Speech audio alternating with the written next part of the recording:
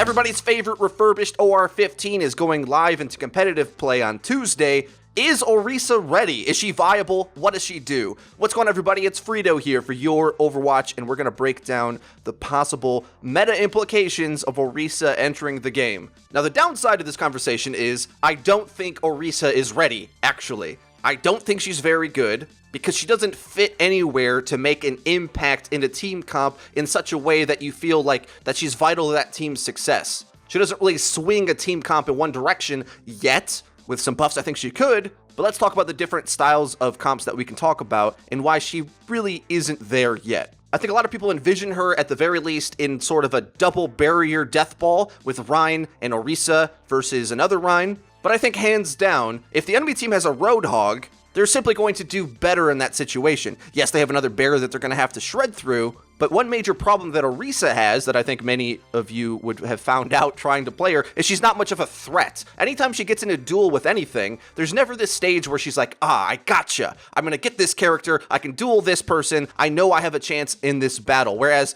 tanks like Winston, D.Va, Zarya, Roadhog, Reinhardt, all can feel very strong and powerful in duels. Orisa can't. Instead, she kind of has to stand from a distance and spam damage, which can be really good, but because it's so unreliable and sporadic, it's not a duelist type weapon. I have taken the time to try to learn how it works, and it is really fun to use, I have to say. You put this cute lead on it, and then players can like run into a spring of headshots and get melted down, but being able to do that doesn't feel reliable in any way, really. So this might be one area that they think about increasing her ability, but there's a huge problem when you have a tank that can shoot at long range, which is why I think her damage is so reined in to where it is right now. The damage of the weapon's actually high, it's just the accuracy is all over the place. So with that being the case, that she's not a good duelist, you start to think that she's more in this crowd control zoning playstyle because Halt is actually an insane ability. And I think that's the cornerstone of where her kit lies. Because really, the barrier that she has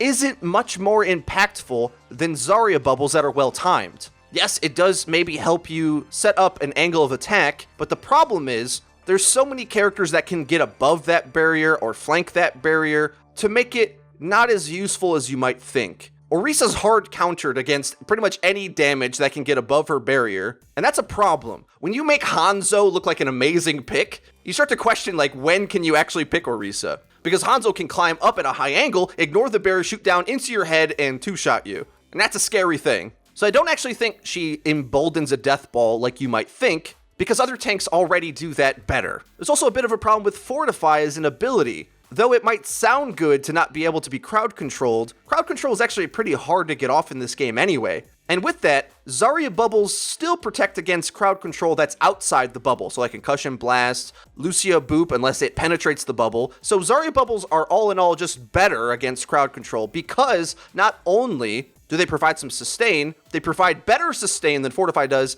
and also charges Zarya's weapon, which is an incredibly insane mechanic that makes Zarya into one of the most lethal characters in the entire game if she gets high charge. Orisa doesn't have this scaling factor, and actually, the most ideal way to use Fortify is getting into a duel, which Orisa's already bad against, like we already mentioned, when you're gonna take a lot of damage, but it can't be more than your health pool of damage, which is key. Zarya bubbles can block an infinite single source of damage, so if a Junkrat ult, D.Va ult comes flying at you, you can just pop Zarya bubble and be fine. Shake it off like Taylor Swift. Whereas Orisa, in that same situation, can't survive. What Fortify does is give her a functional 600 HP, which only really gets her up to where D.Va is now. Orisa has a bit more armor, but she's just so much slower and doesn't have any mobility that I think it's just objectively a bad ability right now, and it's probably going to need some changing. I mean, think about it. There's some ways that I could think we could make it insane if she gave the effect to her team in some way, even in a limited capacity. We spoke about this in a meta discussion video, so I won't get too far into it, but Fortify just isn't really good enough right now. You could foresee maybe some way to make her weapon more useful. Maybe Fortify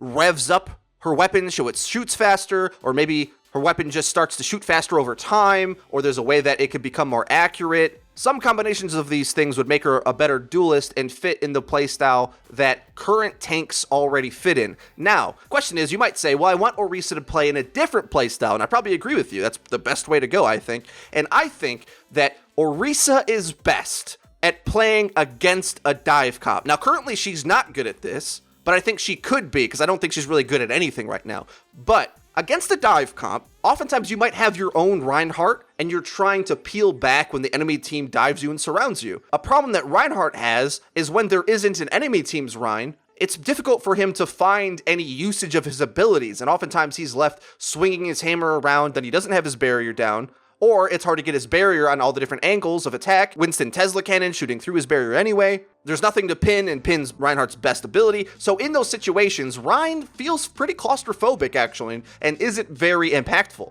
I think against that dive, Orisa can pop down her barrier and still be doing stuff while that dive comes in. So although Orisa is weak to dive characters, the truth of the matter is a lot of mobile DPS characters are strong against all the tanks. And what pro teams do currently against dive, if they're struggling to get their Reinhardt to get much value, they just play counter dive tanks against them.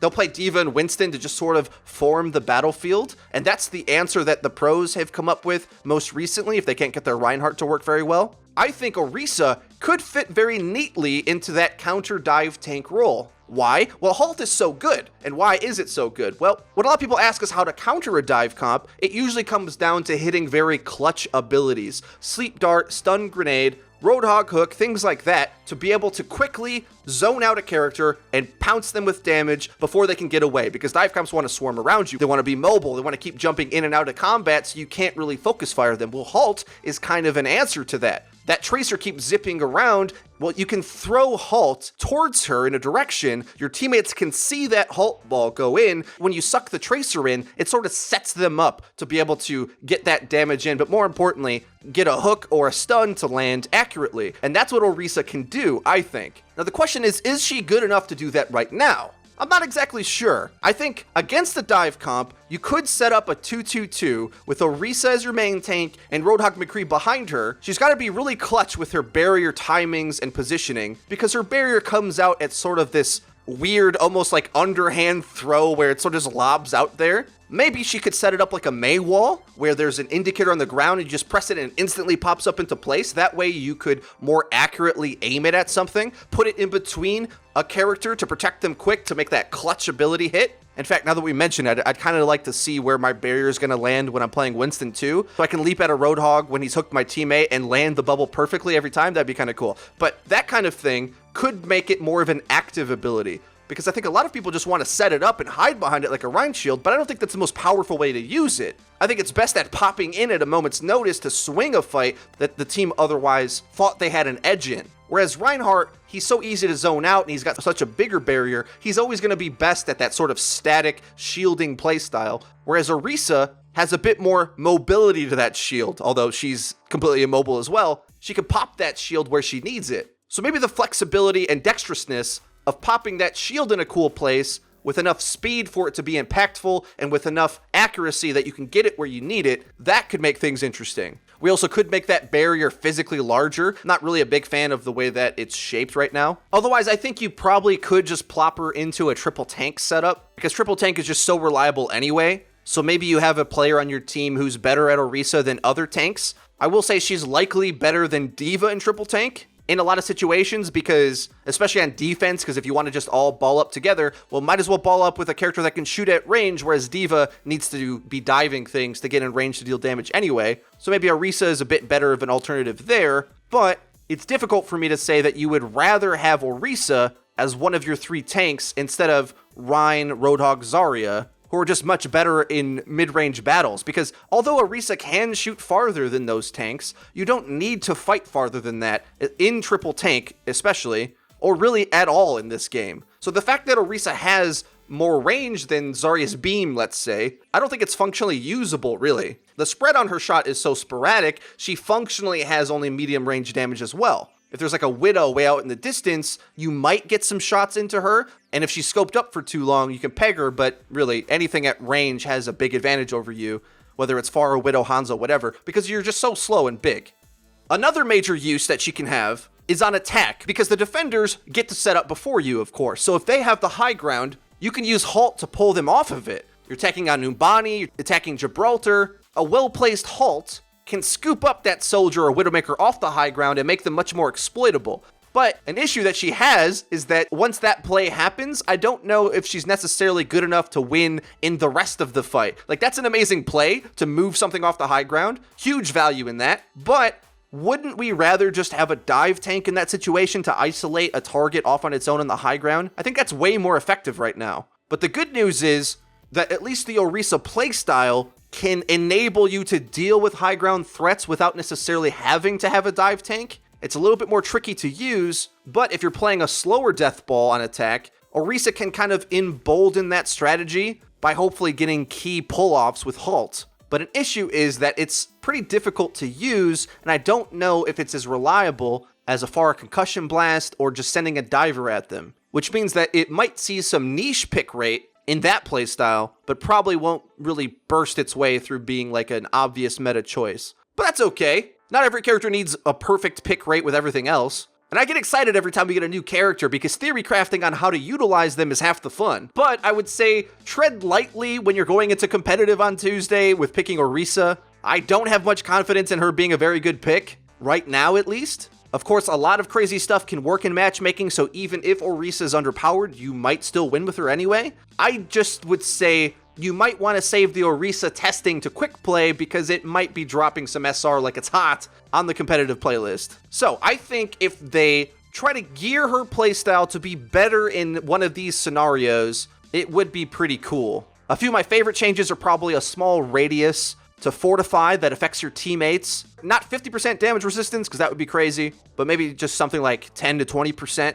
Maybe find ways to change the way her weapon works, or simply just make halt even better. Her alternate fire to zone things out, make the ball maybe move faster or have a bigger radius of effect, or change the way it works. Because you gotta remember, when Ana came out, a lot of people don't remember this, but her sleep dart was really, really bad. It only guaranteed a mini stun, which could like stop a Reinhardt charge, but if he took any damage after that, he'd be woken up instantly. I mean, that's one example of the many things that Ana got changed before she was deemed good, among many other things that changed in the game that propped her up to be good. So we gotta be careful when we talk about buffing characters, so we don't just pull out too many things out of the Jenga game and everything comes crashing down and it's an unbalanced mess. But with the way that Blizzard has handled Sombra, I think they will do the same thing with Orisa. We'll see gradual buffs over time until she's at a stable place, because the like 10 or other so changes that they made to the entire game surrounding Ana after they buffed Ana left Ana to be the top of the meta and needed tons of attention to try to fix her back down to like the 25% less ult charge rate. Because you gotta remember,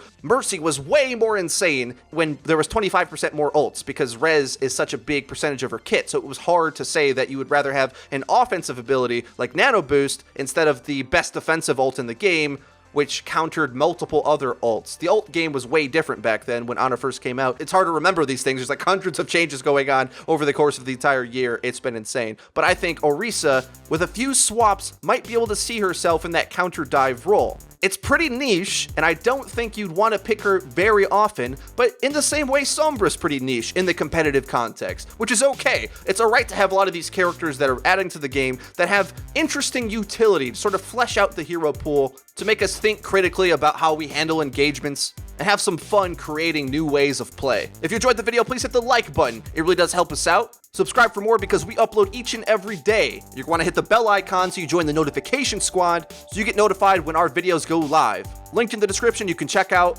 our Twitch page, our Twitter, and our Discord server where you can interact with our community and find teammates to pair up with. That's been it for me. I've been FREEDO for Your Overwatch. I'll see you guys next time.